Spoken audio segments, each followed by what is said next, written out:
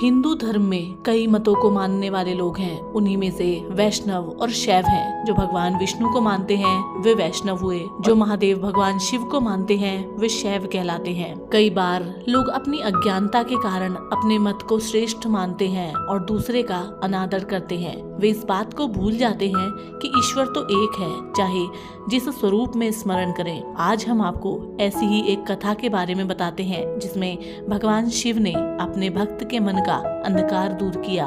एक साहूकार को काफी समय के बाद पुत्र रत्न की प्राप्ति हुई। वह अपने क्षेत्र के सुनार नरहरि के पास खुशी खुशी पहुंचा। उसने नरहरि से कहा कि भगवान विट्ठल नाथ की कृपा से उसे एक बेटा हुआ है।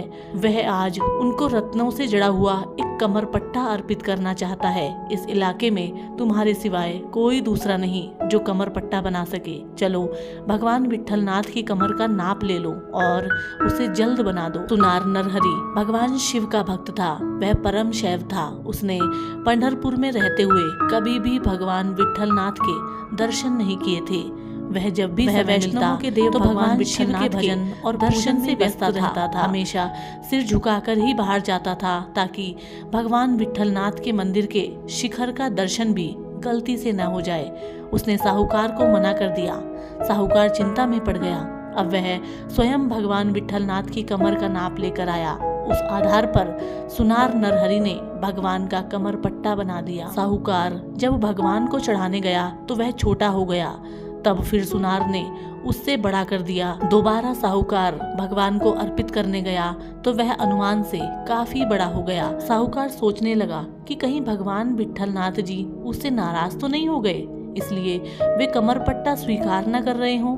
इस बार उसने सुनार से काफी निवेदन किया कि वह स्वयं जाकर भगवान की कमर का नाप ले आए।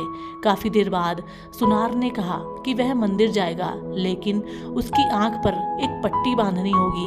वह हाथ से छूकर कमर की नाप ले लेगा।